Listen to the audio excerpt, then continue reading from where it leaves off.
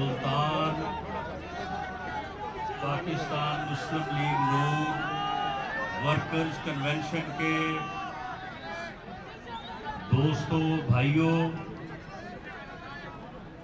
और आज के इस कन्वेंशन के मेहमान खास मोहतरम हमजा शहबाज शरीफ साहब, हमारे मुल्तान डिवीजन के सदर अब्दुल रहमान कांजू साहब, मुल्तान डिवीजन के जनरल सेक्रेटरी तारक रशीद साहब, मेरे छोटे भाई और पंजाब के सेक्रेटरी जनरल अवैस खान लगारी साहब, मुल्तान की मकामी क़यादत से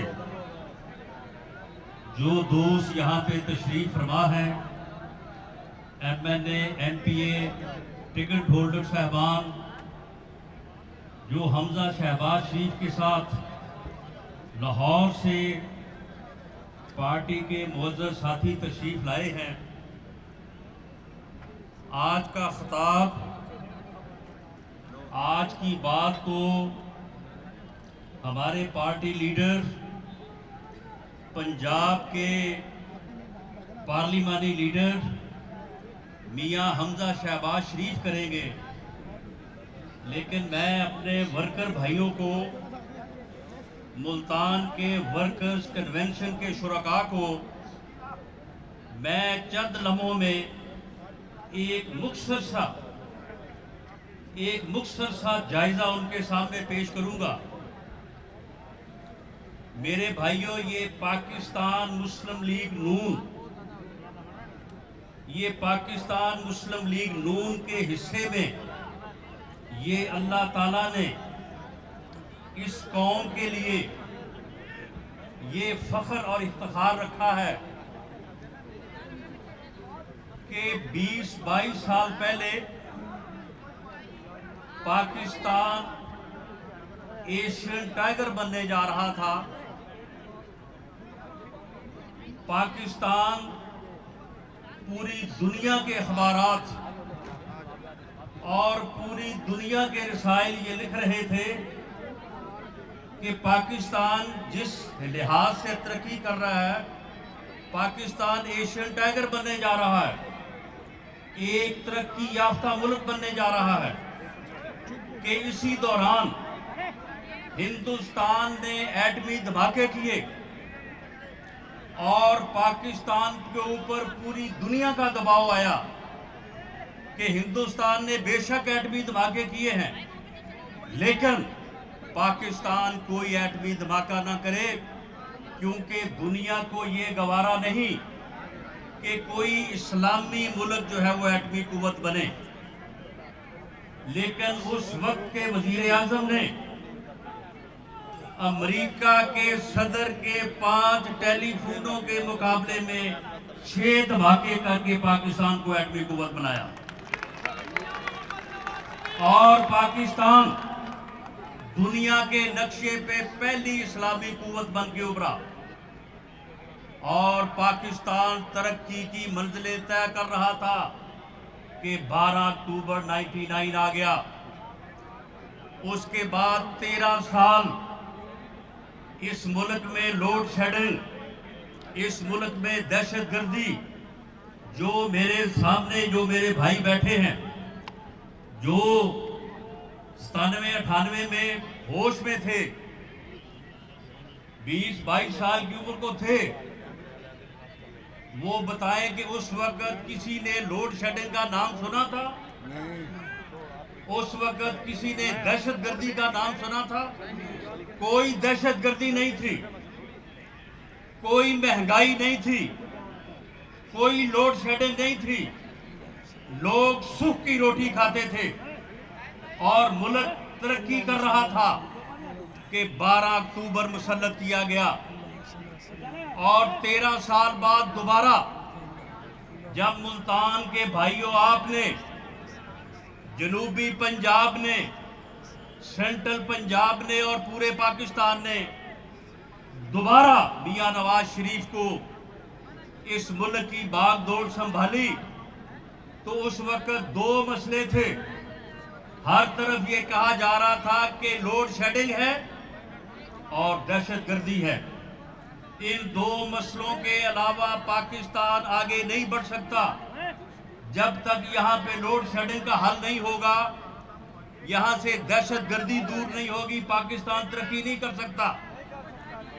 4 साल में 2013 से लेके 2017 तक उन 4 सालों में ये सिलेक्टेड कंटेनर पे चढ़ा रहा।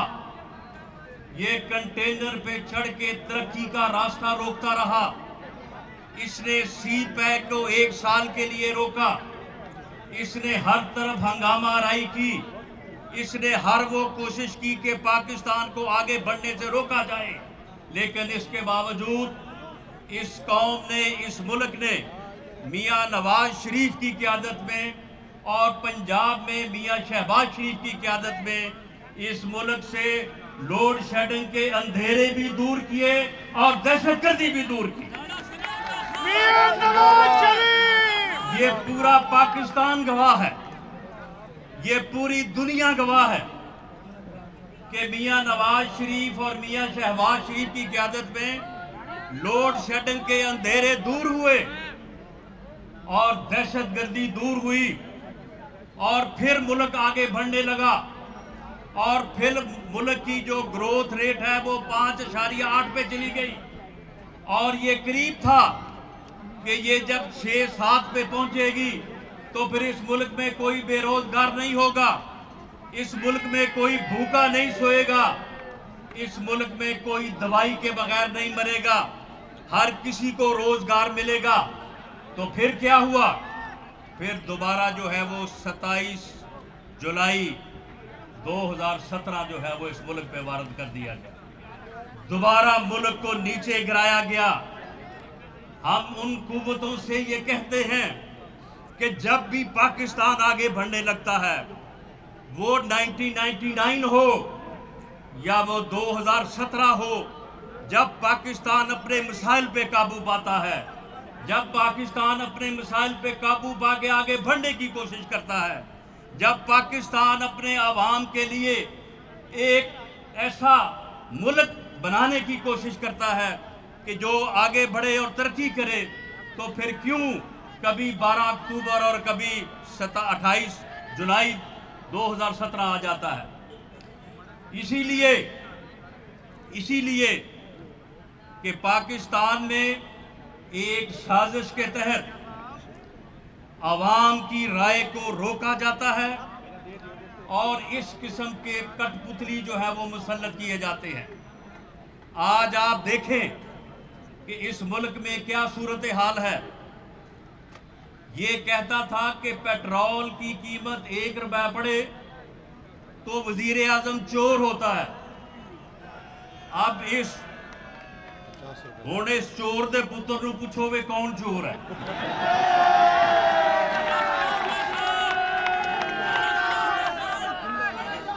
ये कहता था कि पेट्रोल की 1 रुपया कीमत बढ़े तो वजीर आजम चोर होता है। ये कहता था कि आटे की कीमत 1 रुपया बढ़े तो वजीर आजम चोर होता है। अब आटे की कीमत जो है वो 35 रुपए से अब 85-90 रुपए पे पहुंची हुई है। ये कहता था कि चीनी की कीमत, ये कहता था कि चीनी की कीमत 1 रुपया बढ़े तो वजीर आजम चोर होता है। अब ये अकेला नहीं, ये पूरा टोला जो है ये सिलेक्टेड चोरों का टोला इस मुल्क के ऊपर मुसल्लत है और इसे मुसल्लत किया गया है।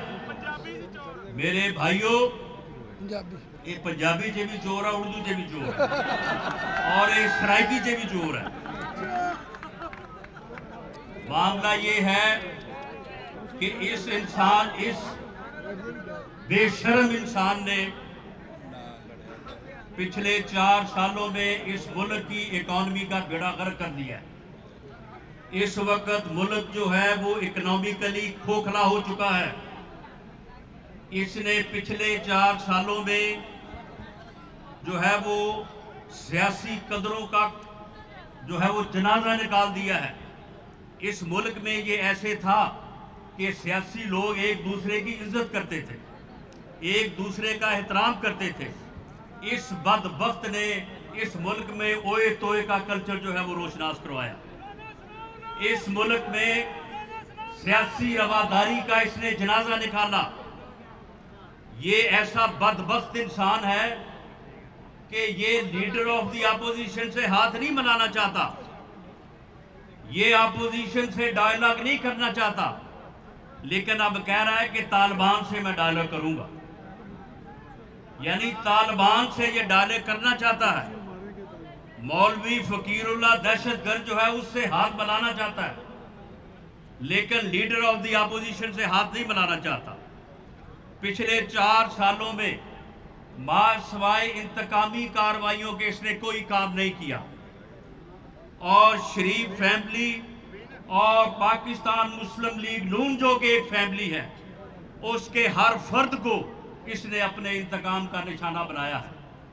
सबसे ज्यादा इंतकाम जिस शख्स से लिया और जिसको सबसे ज्यादा जेल में रखा, वो आपके सामने बैठा है, हमजा शहबाज शरीफ।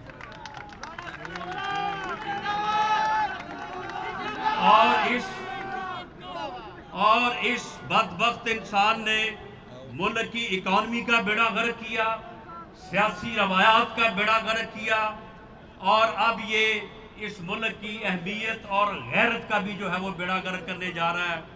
अब ये कहता है कि मैं तो NRO नहीं दूंगा, अब तालिबान को NRO देने जा रहा है। अब ये कह रहा है कि तालिबान को हम माफ़ी देंगे। अब ये APS स्कूल के मासूम बच्चों के कातलों को जो है वो माफ़ी देने जा रहा है, उनको जो है वो NRO देने जा रहा है। वो लेफ्टिनेंट अरसलान जो 23 साल नौजवान 3 बहनों का इकलौता भाई था, उसके कातलों को NRO देने जा रहा है। ये मेजर इसहाक के कातलों को NRO देने जा रहा है। ये हजारों पाकिस्तानियों के खून को जो है वो अर्जा करने वालों को, पाकिस्तानियों को शहीद करने वालों को NRO देने जा रहा है। तो मेरे भाइयों, ये वक्त है, ये नैब न्याजी गठजोड़ जब तक कायम रहेगा, इस मुल्क में सवाए इंतकाम के और कोई इनकी पॉलिसी नहीं है। ना ये आटा सस्ता कर सकेंगे, चीनी सस्ती कर सकेंगे, ना ये चीज़ें लोगों की पहुंच में कर सकेंगे, ना ये कोई इस मुल्क की बेहतरी कर सकेंगे। ये मुल्क की तबाही करते चले जाएंगे। इसलिए मुल्तान के वर्कर साथियों, अपने आप को मुनज़्ज़म करो, अपने आप को मुत्तहिद करो। जो तंजीम का अमल हम शुरू करने जा रहे हैं, उस अमल को आगे बढ़ाओ। पाकिस्तान मुस्लिम लीग नून को मुनज़्ज़म करो, मुत्तहिद करो। इंशाअल्लाह ताला जनूबी पंजाब से पाकिस्तान मुस्लिम लीग नून एक ताकत बन के उभरेगी, एक ताकत बन के उभरेगी। और उसका आगाज आज से हमजा शहबाज शरीफ की क़यादत में हो चुका है। और ये आपका जो कन्वेंशन है, इंशाअल्लाह ताला इसी तरह से पूरे जनूबी पंजाब में जो है वो लोग शामिल भी हो रहे हैं। लेकिन इस बात का ख्याल रखना, वो मेरे भाई जो है वो वहीद राई ने एक शेर यहाँ पे पढ़ा है, उसने कहा कि जी हमने वो पिंजरे तोड़ दिए हैं। नहीं, मेरा ख्याल है कि पिंजरे ज़रा मजबूत बना लें, अब जो आएगा उसको वापस नहीं जाने देना। अब जनूबी पंजाब में क्योंकि यहाँ पे हालात ऐसे हुए कि जिसकी वजह से पाकिस्तान मुस्लिम लीग नून को नुकसान उठाना पड़ा।